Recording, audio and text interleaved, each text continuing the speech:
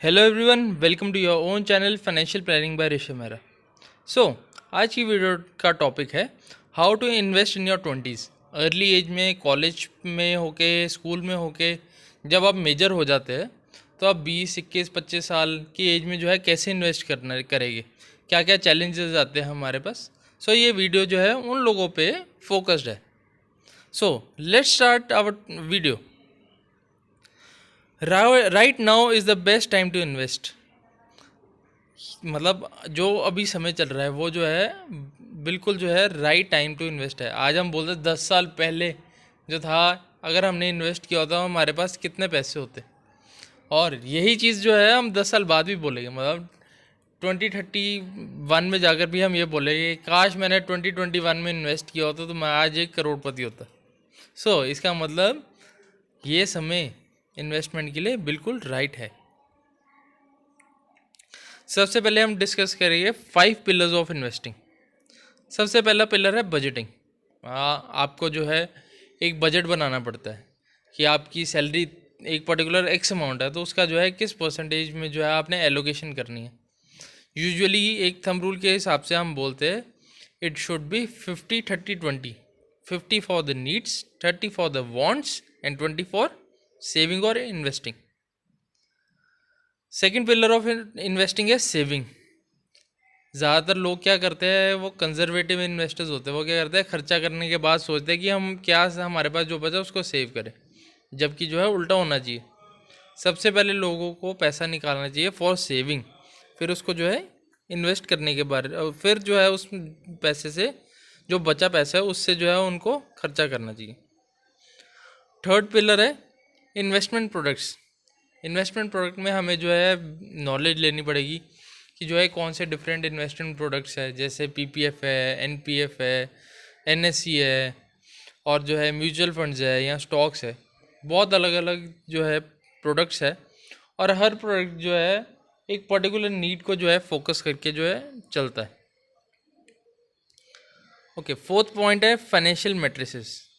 अब इसमें क्या होता है, इसमें हम सीखते हैं एसेट एलोकेशन, कि हर एक उसके लिए गोल के लिए हमें जो है अपना इन्वेस्टमेंट जो है कौन से प्रोडक्ट में करनी चाहिए या कौन सी चीज़ में करनी चाहिए।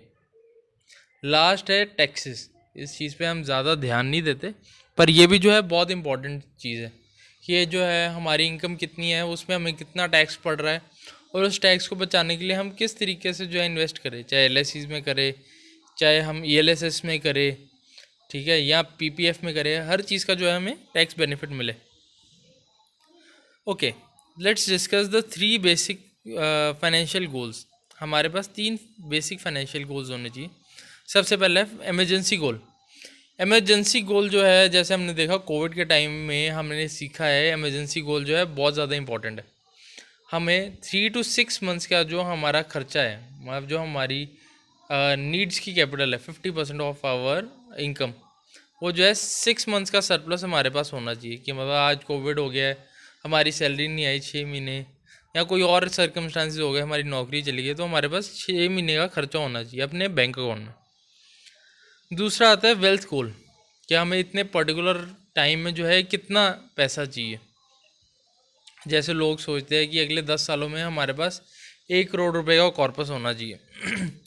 Last but not the least आता है रिटायरमेंट गोल, कि आफ्टर 60 ईयर्स जब मैं रिटायर होऊंगा तो मेरे को अपनी लाइफ जो है इजीली कंटिन्यू करने के लिए या जीने के लिए जो है कितना कॉर्पस चाहिए। किसी के लिए जो है ये 5 करोड़ हो सकता है, किसी के लिए 1 करोड़ हो सकता है, किसी के लिए 20 करोड़ हो सकता है। Depending on person to person जो है ये जलता है। ओके, अब हम देखते हैं स्मार्ट फाइनेंशियल गोल्स।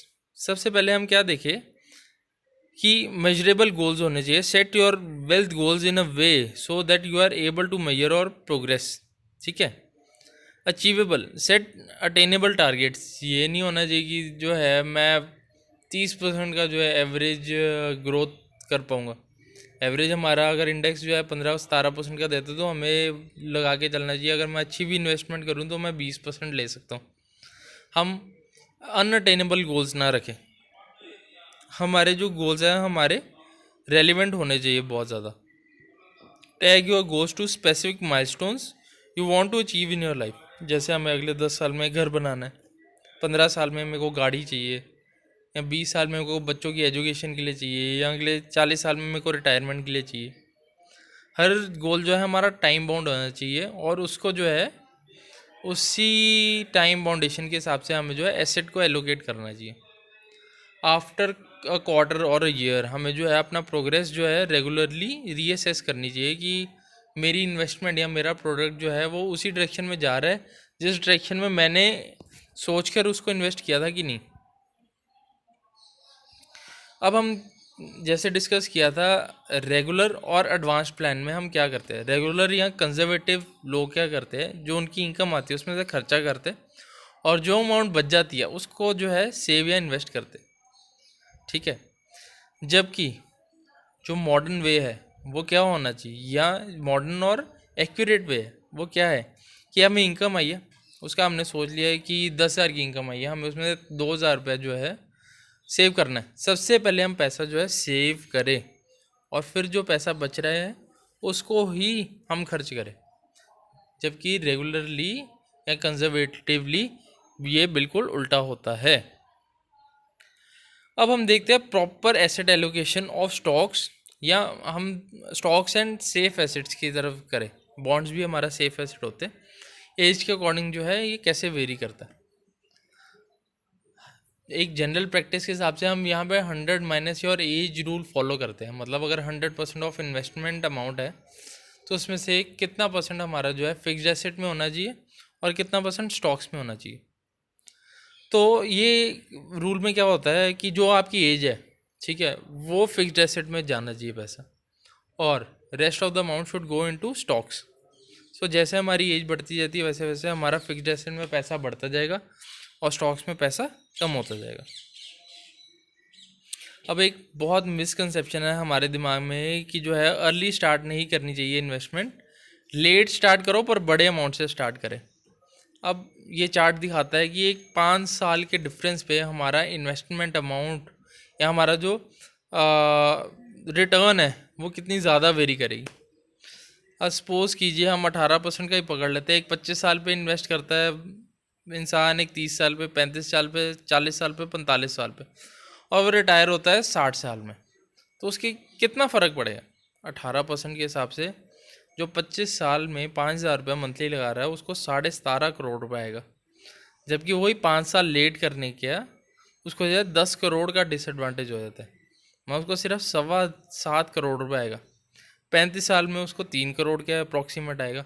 तो आप देख सकते हैं सिर्फ एक 5 साल के गैप से जो है कितना ज़्यादा फ़र्क पड़ जाता है आपकी इन्वेस्टमेंट का। सो गाइस, आज हमने देखा कि हमें अर्ली इन्वेस्ट करना चाहिए, चाहे हम छोटे अमाउंट से क्यों ना इन्वेस्ट करें, पर हमें इन्वेस्टमेंट ज़रूर करना चाहिए। So thank you guys. अगर आपको वीडियो पसंद आई तो लाइक, शेयर और सब्सक्राइब ज़रूर कीजिएगा।